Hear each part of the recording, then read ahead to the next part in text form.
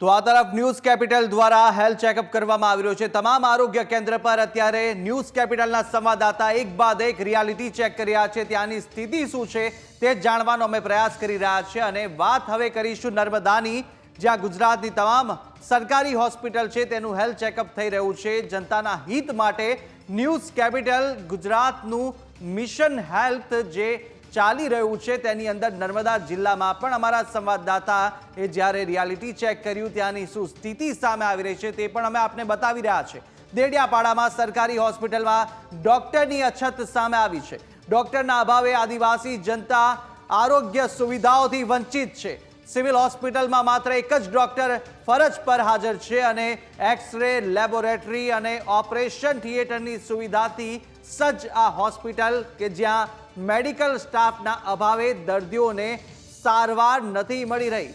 સમયસર સારવાર ન મળવાને કારણે દર્દીઓને રિફર કરવામાં આવી રહ્યા છે। અનેક દર્દીઓએ રિફર થતા સમયે જીવ પણ ગુમાવ્યો છે અને સિવિલ હોસ્પિટલમાં એક પણ ગાયનેક ડોક્ટર નથી। માનસિક રોગના ડોક્ટર અઠવાડિયામાં માત્ર એક વખત આવી રહ્યા છે। તો ગુજરાતની અત્યારે તમામ એક બાદ એક જે આરોગ્ય કેન્દ્રો છે ત્યાં આગળ અમે આપને બતાવી રહ્યા છે। ત્યાં આગળ અમારા સંવાદદાતા પહોંચ્યા, રિયાલિટી ચેક કર્યું, શું સ્થિતિ સામે આવી તે જોઈ।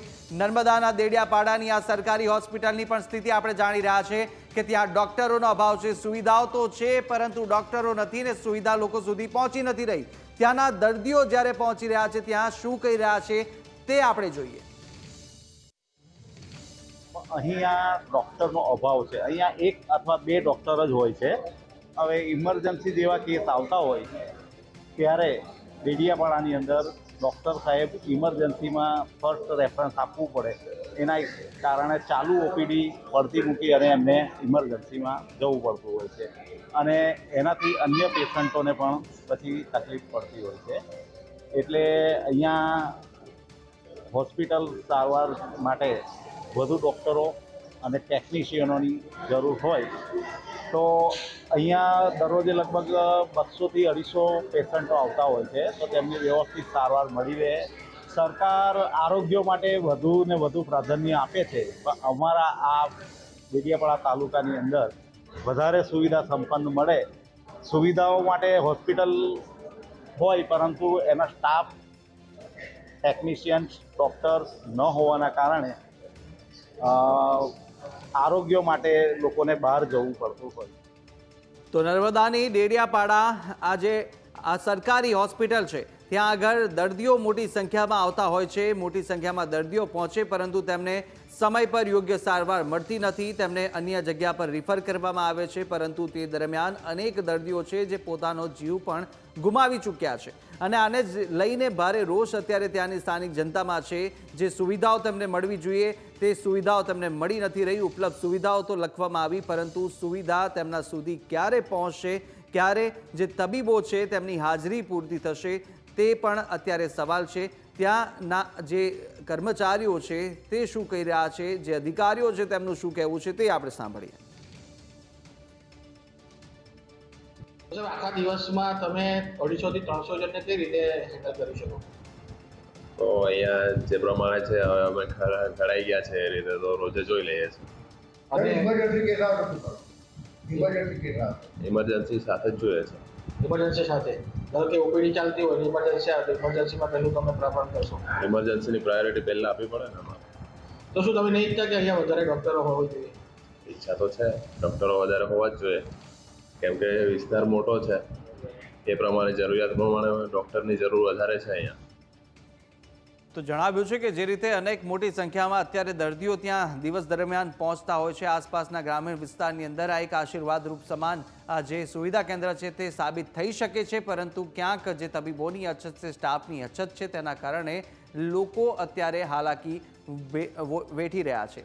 તો સાથે સાથે અનેક એવી સુવિધાઓ છે જે પણ લોકો સુધી નથી પહોંચી રહી। ત્યાં આગળ જે ઇક્વિપમેન્ટ છે, જે સાધનો છે તે તો આપવામાં આવ્યા પરંતુ તેમને લાભ લોકોને ક્યારે મળશે તે સવાલ ઉઠી રહ્યો છે। ત્યારે અમારા સંવાદદાતા પણ ત્યાં પહોંચ્યા હતા। રિયાલિટી ચેકમાં શું શું સામે આવ્યું છે તે જાણીએ।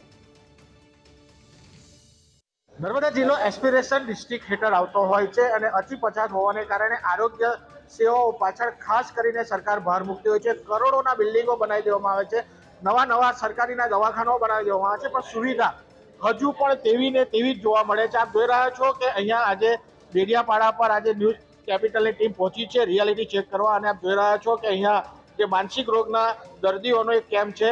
અહીંયા લગભગ 50 થી 60 જેટલા પેશન્ટો અહીંયા આવીને બેઠા છે, પણ હજુ ડોક્ટરો રાજપીપળાથી આવે છે એવું કહેવામાં આવે છે કે ડોક્ટરો અહીંયા પહોંચ્યા નથી. તો આ કેમ્પ ક્યારે શરૂ થશે એ એક વસ્તુ છે. આ ઓપીડીની વાત કરીએ તો અહીંયા જે ડેડિયાપાડા જે છે તે ડેડિયાપાડામાં લગભગ 250 જેટલી ઓપીડી રોજની હોતી હોય છે, અને માત્ર ને માત્ર એક જ ડોક્ટર હોય છે. એક જ ડોક્ટર આખા દિવસમાં ઓપીડી પણ કરતા હોય છે, અને જે ઇમરજન્સી સેવાઓ આવતી હોય છે તે ઇમરજન્સી સેવાઓને પણ દેખતા હોય છે. ઇન્ડોર જે પેશન્ટ હોય છે તે ઇન્ડોર પેશન્ટને પણ જોતા હોય છે.